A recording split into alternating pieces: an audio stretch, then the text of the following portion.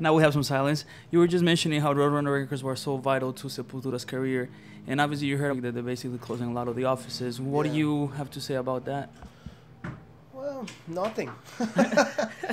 I guess it's kind of sad actually. You know, Roadrunner has a beautiful history, and I think Sepultura definitely was, I think, the most important band there, and it's part of business, I guess. You know, since like the downloads and internet came, and I think this is all a consequence of that. You know, people not buying anymore. CDs are not selling the way they used to sell, and everybody's on the road nowadays. You know, Right. music's on the road the way it's supposed to be.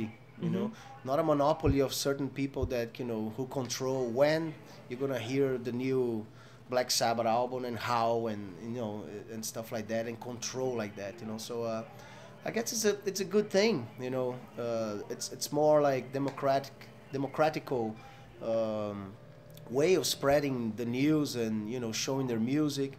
Many artists are you know, coming to the scene because of that, you know, because of that Mm-hmm. freedom that we have today to post anything on the internet and reach, you know, many people at the same time, you know. So I guess it's just like a consequence of what's going on, you know, nowadays. And but the good thing that Roadrunner really was here, and you know, they had a mark on the business for sure, on the music industry. And I think we were very happy that we had that partnership for so long. You know, it was cool.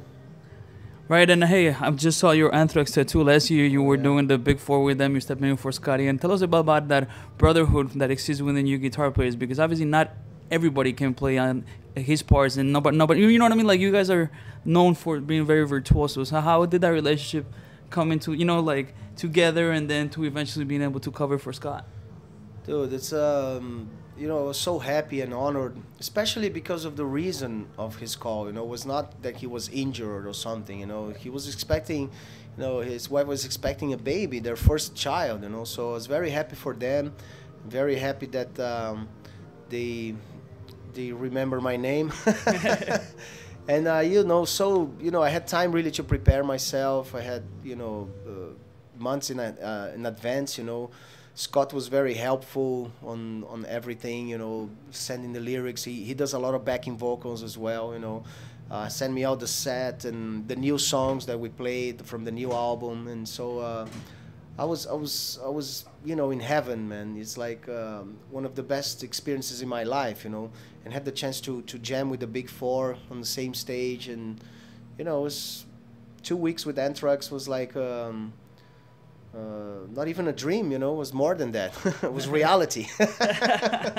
So you know, it's great. I mean, I know Scott and Anthrax guys for a long time. You know, they are part of my DNA as a musician. You know, for sure. So we played together in some festivals and some tours. And Scott Ian jammed the Sepultura before. You know, Mm-hmm. he played with us. And so it's a good friend. You know, and I was very honored and happy to receive the call. You know, with so many guitarists around, and for them to trust my abilities to be there. You know, and to do such big, you know, concerts and big shows and stuff. I was thrilled. You know, and like I said, I prepared myself and I went there and I enjoyed every second of it. You know, the Anthrax dudes were amazing. I always received the open arms. I felt at home, you know, from the first instant I was there. And I took my roadie, and you know, I was very comfortable, you know. And that's a good recipe to enjoy, and the stuff to happen right, you know. And hey, who are your biggest musical influences growing up? You know, and when you pick up the guitar, who are those guys that you were kind of saying, okay, that's what I want to do? Well, the first two bands that really started to mess around in my head in a good way was Kiss and were Kiss and Queen, you know. But then Randy Rhoads, I think, was one of my biggest influences, and Stevie Howe from Yes too, because they play the acoustic. Sorry, they play the acoustic guitar. You know, they have a lot of the classical influence, which I loved. You know, and of course, you know, Black Sabbath, Deep Purple, Led Zeppelin. You know, those three guitar players, Iommi, Blackmore, and Page. You know, the Trinity, Jimi Hendrix, Eric Clapton, you know, Stevie Ray Vaughan, and you know, Judas Priest, Metallica, Slayer. Like I said, you know, like the Big Four and stuff, and Exodus and Creator. all that stuff, it's part of what I am as a musician. You know, I think heavy metal is the core of what I play. But you know, like I said, I love classical music. I love blues too. I love reggae. You know, that's a little bit of everything there. You know, but I think the names I said, I think they are the most important, definitely. As I said before, it's the last night of the tour, last show in New York City. What are you guys doing after this? Do you get to go home for a little bit? Yeah, we're going home, and then we go to Rock in Rio, Lisbon. That will happen in May 25th. And from then on, we stay in Europe. You know, we're going to stay doing a lot of shows, a lot of festivals. We're doing Sweden Rock. We're doing Wacken Festival again. Many others. And we're doing the Orion Fest here in June 24th with Metallica, which will come back, you know, from Europe. So, you know, we have a pretty busy year. We have Asia, we have more Brazil in September and South America. So, I mean, Kairos is doing very good for us, and, you know, the partnership with Nuclear Blast is working great too, so no complaints. And what is the first thing you're going to do when you get home? I'm going to hold and squeeze my kids and my wife and kick the dog. No. And obviously, the fans always ask you and bring it up. I'm sure you're kind of maybe tired of hearing, but maybe you want to comment about it.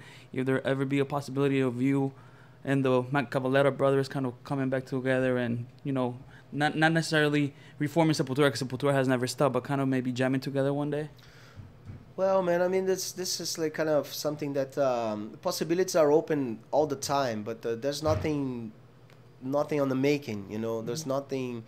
It's not part of our plans and stuff, and we have totally different plans, you know. Like I said, we have a busy year. We have maybe start thinking about a new album for next year and stuff. So, you know, this kind of a thing that it happened since he left the band, you know, since Max left the band, and more strongly after Iggor left the band and stuff, and but it's a part of what Sepultura is, you know.